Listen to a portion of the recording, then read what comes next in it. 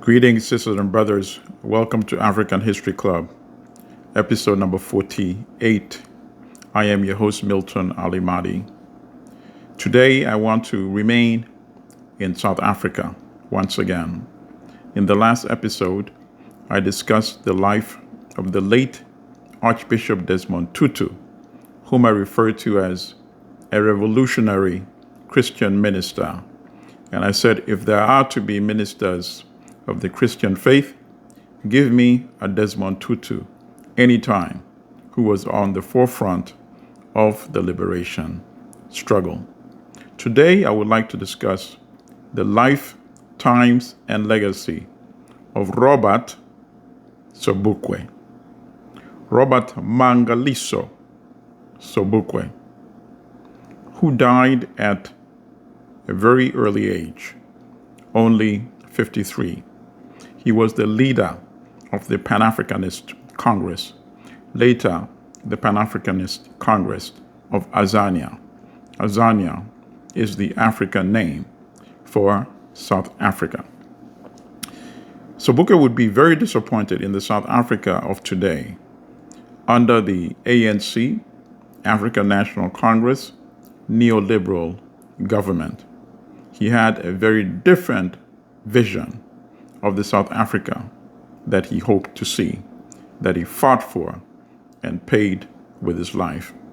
He was a Pan-Africanist, and he was inspired by Kwame Nkrumah and believed in a United States of Africa.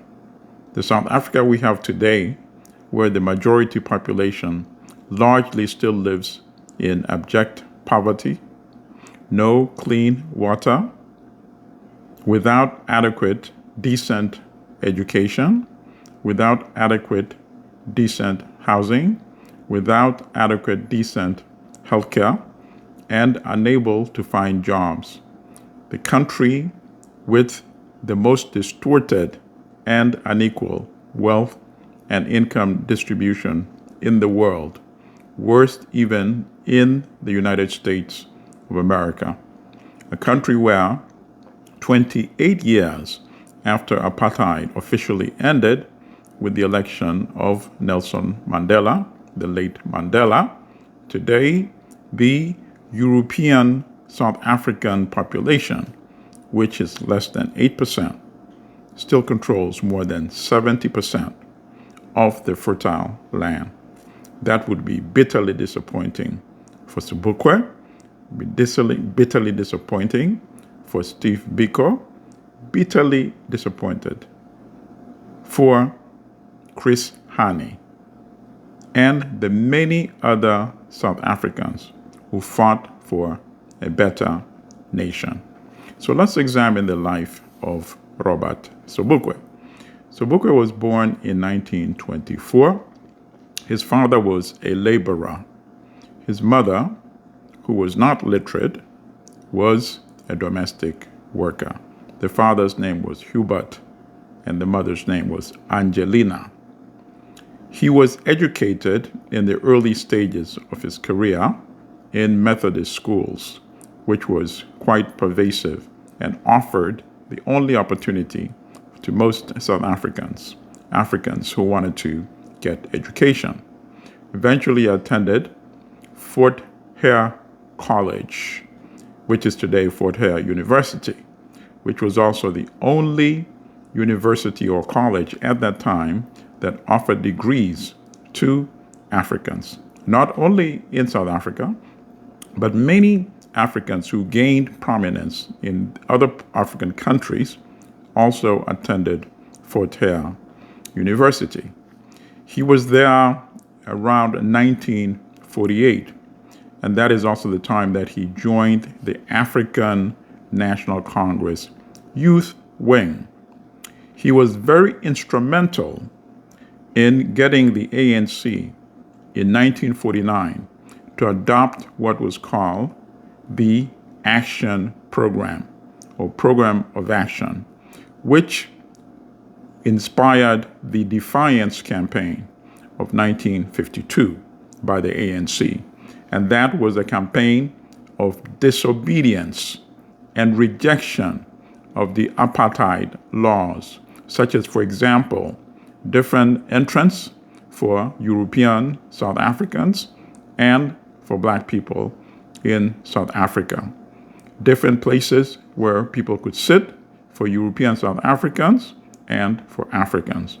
The Defiance campaign involved as many as 10,000 people who defied those. So you would have Africans entering from locations that had the signs whites only.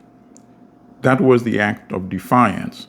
And so many people were engaged in it that the apartheid regime panicked and suppressed that campaign quite violently and imposed harsh sentences, including lashing, physical lashing, for people who defied those signs, those exclusivity for European South Africans. And after intense repression, mass arrest of people who participated in that campaign by the regime in South Africa, the ANC suspended the Defiance campaign.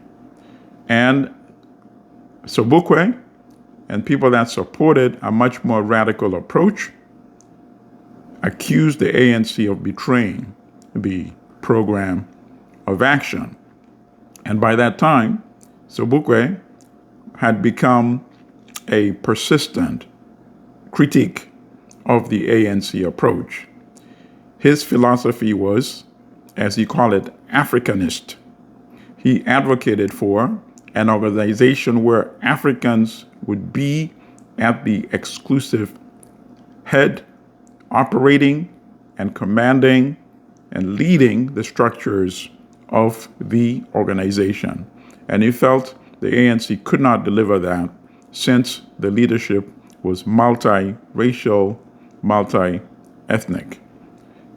And his argument was that Africans had been suppressed for such a long time that the only way they could reject and get rid of the dependency mentality was for Africans to be at the leadership of the organizations engaged in the liberation struggle. But he did not mean that his definition of Africans were only Black people. In fact, he argued that anybody who was willing to submit to the rule of the majority in South Africa, which of course were the Africans, could be seen and defined as Africans. But he said that so long as European men in particular were allowed to be in the leadership positions in the ANC or influencing its philosophy and its structure, that Africans would never be able to do for themselves and get rid of the dependency, the psychological dependency mentality. So eventually, he broke away from the ANC, and people that supported the so-called more radical wing of the ANC.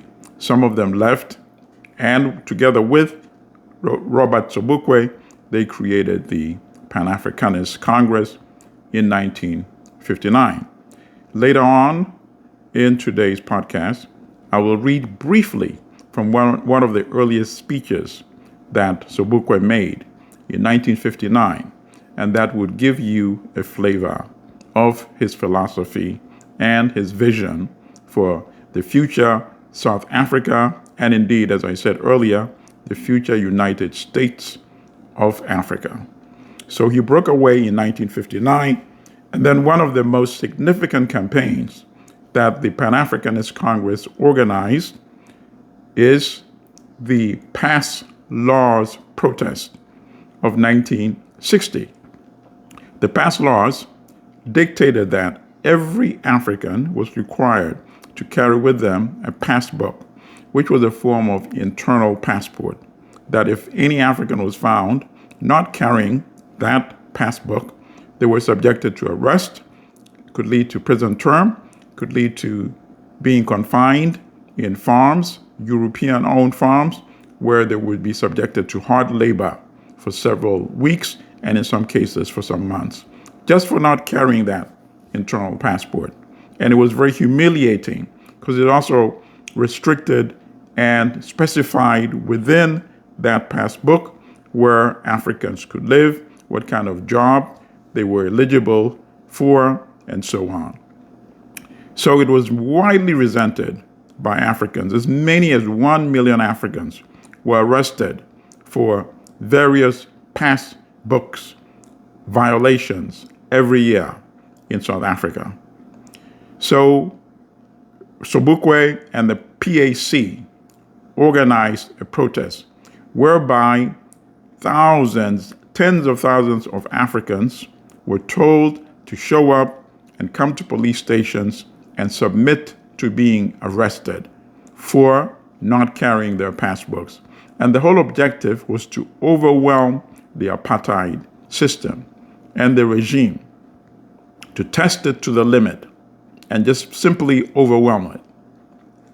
So on the day designated for that protest, March 21, a protest which, by the way, the ANC refused to participate in, refused to collaborate in that protest with the PAC. On that designated day, Sobukwe himself had already written to the police commanders to inform them that this would be a peaceful protest.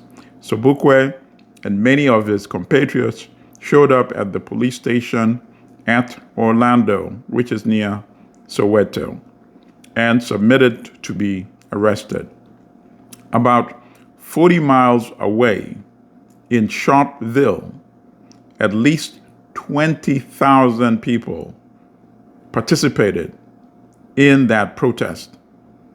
And the police opened fire with live bullets and killed anywhere from 69 to more than 69 of those unarmed peaceful protesters. And those injured exceeded 200 people. These are all unarmed protesters. Now, Sharpeville immediately turned South Africa into an international global pariah nation, quite simply overnight, because of that protest. Now, here is one of the most significant downsides of that protest.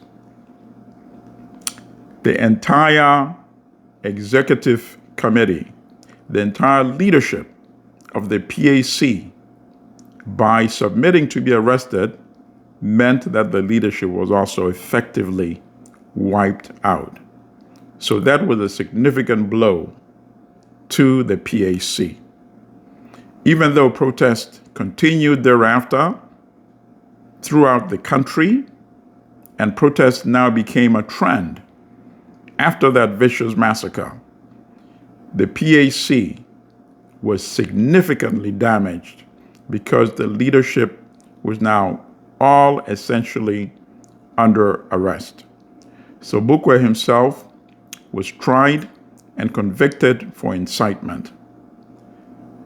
1960, the PAC was also banned, and the ANC was also banned as a result of that protest, which was violently suppressed with the Sharpeville massacre. Sobukwe was sentenced to 3 years incarceration. After his 3-year sentence expired, Parliament enacted a law specifically targeting Sobukwe. It's now referred to historically as the Sobukwe Clause, and it authorized the Minister of Justice in the apartheid regime to detain him for a 1-year period, which was renewable every year indefinitely. So under that law, he was confined for an additional 6 years.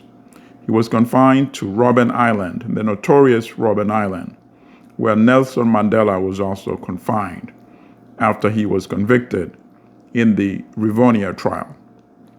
He was confined in solitary confinement on Robben Island for 23 hours. He was only allowed to come out to exercise. And in all the 6 years, that he was on Robben Island, he maintained his dignity.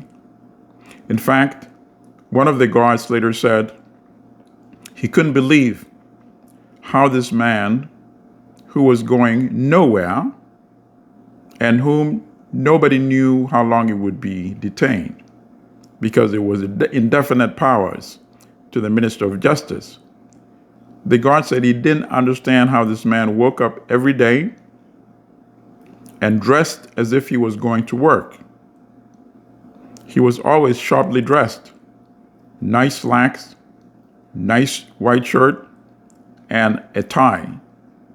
He had been a teacher in high school first, and then later on he became, the title officially is lecturer, but he was given a lower title, obviously because he was an African, at Wits University, or the University of Witwatersrand in South Africa. So he dressed up as if he was going to teach for all the 6 years that he was confined, every day. And the guard said he found that remarkable. He didn't see any purpose in why a person who's indefinitely incarcerated would dress up as if he actually had a place to go. But the guard obviously didn't understand that as far as Sobukwe was concerned, he was not the one who was confined. It was the apartheid state itself that was in detention. And in fact, that's what he told a minister, a Methodist minister who used to visit him on a regular basis. He also maintained a correspondence with a European South African who was a journalist named Benjamin Pogrund, who in fact became his biographer. I believe he's in his 80s now. He doesn't live in South Africa anymore. I think he lives in Israel now. And he is the author of 2 books that I will recommend at the end of today's podcast. He and Nelson Mandela met only on one occasion during Sobukwe's confinement on Robben Island. On one occasion, they were allowed to sit together on the concrete floor as they were sewing mailbags. That was part of the labor for the convicts. And they were allowed to chat, and that was the only time they were ever together. And these had been colleagues, of course, and comrades, while Sobukwe had been a member of the ANC. And then obviously, they parted ways philosophically and in practice after Sobukwe founded the PAC. Sobukwe was able to communicate with supporters within the incarceration by using sign languages during the 1 hour that he was allowed to come out for exercise. And he somehow communicated that the PAC, which was now, of course, underground, should adopt a Maoist policy in terms of its philosophy for the PAC. That, of course, was the strategy that China had adopted, that China did not have to wait to go through the industrial stage in order to create a socialist society in terms of the Marxism-Leninism approach. Since China was an agricultural country, so what does an agricultural country do in order to achieve revolution? And that was the theory under Mao Zedong. And Sobukwe argued and sent the message that that was the approach that the PAC should also adopt. His health started failing while he was under confinement, even though he was intellectually very vigorous and managed to get a degree via correspondence from the University of London during his confinement. So as his health failed significantly, after 6 years, he was finally released by the apartheid regime. He was confined to Kimberley under house arrest. He was banned. Anything he said could not be quoted. He was not allowed to be with more than one person visiting him at any given point in time. He was monitored by the apartheid state, and he was not allowed to travel outside Kimberley. Even then, he managed to get training and qualified as a lawyer during this period of house arrest, and actually started his own practice of the law. And he was referred to as the social welfare lawyer because he charged either very little or nothing to clients that started coming to him, and many just seeking his advice. Eventually, he developed lung cancer. During his confinement, he had suffered from TB, and he had been a lifelong smoker of a pipe. So it's believed that is what contributed to his cancer. But his confinement and restricted movement also meant that his treatment was delayed, treatment that could have actually saved his life. And also because he was confined, he was not able to accept teaching jobs, including offers from some American universities. Eventually, he died in 1978, aged only 53. Now, he is not given his just dues in the history books in South Africa and globally, even though it was the Sharpeville massacre that really turned South Africa into a reviled pariah nation overnight and escalated the demands for global sanctions against South Africa for that mass murder of the unarmed protesters. But many people that know of the Sharpeville incident are not even aware that the whole protest was organized by Robert Sobukwe and the PAC. And that is why today I wanted to discuss this and encourage people to do their own research and read more about this remarkable South African. And now I would like to I'm going to read excerpts from the speech that he gave in 1959 when the PAC was founded. And I tried to divide it in subsections.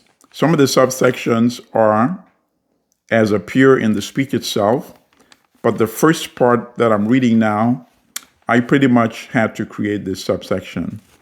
It did not have a subtitle. So I'm going to call this part International Relations and Economic Policy. That's the heading I gave to this particular section that I'm reading from. Now, here we go. Dr. Kwame Nkrumah has repeatedly stated that in international affairs, Africa wishes to pursue a policy of positive neutrality, allying herself to neither of the existing blocs. But in the words of Dr. Nnamdi Azikiwe, who was a leader in Nigeria, of course, remaining, quote, independent in all things, but neutral in none that affect the destiny of Africa, end quote. Mr. Tom Mboya of Kenya has expressed himself more forthrightly, declaring that It is not the intention of African states to change one master, Western imperialism, for another, Soviet hegemony. But we must point out that we are not blind to the fact that the countries which pursue a policy of planned state economy have outstripped in industrial development those that follow the path of private enterprise. Today, China is industrially far ahead of India. Unfortunately, this rapid industrial development has been accompanied, in all cases, by a rigid totalitarianism, notwithstanding Mao Zedong's 100 Flowers announcement. Africanists reject totalitarianism in any form and accept political democracy as understood in the West. We also reject the economic exploitation of the many for the benefit of the few. We accept as policy the equitable distribution of wealth, aiming, as far as I am concerned, to equality of income, which to me is the only basis on which the slogan of, quote, equal opportunities, end quote, can be founded. Let me read from another section. And this is the sub-headline that was given in the speech itself. And it reads, Relations to States in Africa. And now I read from the speech itself. Our relations to the states of Africa may be stated precisely and briefly by quoting from George Padmore's book, Pan-Africanism or Communism. Discussing the future of Africa, Padmore observes that, quote, there is a growing feeling among politically conscious Africans throughout the continent that their destiny is one, that what happens to one part of Africa to Africans must affect Africans living in other parts, end quote. We honor Ghana as the first independent state in modern Africa, which under Nkrumah and the Convention People's Party has actively interested itself in the liberation of the whole continent from white domination and has held out the vision of a democratic United States of Africa. We regard that as the sacred duty of every African state to strive ceaselessly and energetically for the creation of a United States of Africa, stretching from Cape to Cairo, Morocco to Madagascar. The days of small independent countries are gone. Today we have, on the one hand, great powerful countries of the world. America and Russia cover huge tracts of land territorially and number hundreds of millions in population. On the other hand, the small, weak, independent countries of Europe are beginning to realize that for their own survival, they have to form military and economic federations, hence NATO and the European market. Besides the sense of a common historical fate that we share with the other countries of Africa, it is imperative for purely practical reasons that the whole of Africa be united into a single unit, centrally controlled. Only in that way can we solve the immense problems that face the continent's people. Let me now read a final section from the speech. It is not the entirety of the speech itself. I'm just reading excerpts. The race question, which is the subheadline given to it. Suffice it to say that even those scientists who do recognize the existence of separate races have to admit that there are borderline cases which will not fit into any of the three races of mankind. All scientists agree that all men can trace their ancestry back to the first Homo sapiens, that man is distinguished from other mammals and also from earlier types of man by the nature of his intelligence. The structure of the body of man provides evidence to prove the biological unity of the human species. All scientists agree that there is no, quote, race, end quote, that is superior to another. And there is no race, quote, end quote, that is inferior to others. The Africanists take the view that there's only one race to which we all belong, and that is the human race. In our vocabulary, therefore, the word, quote, race, as applied to man, has no plural form. We do, however, admit the existence of observable physical differences between various groups of people. But these differences are the result of a number of factors, chief among which has been geographical isolation.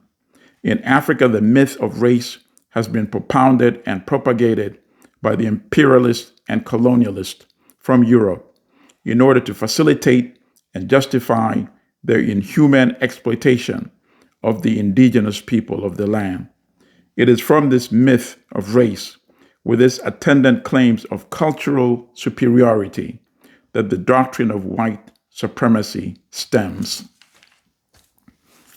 That is Robert Sobukwe, and the book I recommend, the first is Robert Mangaliso Sobukwe, New Reflections, and it's edited by Benjamin Pogrund, Pogrund.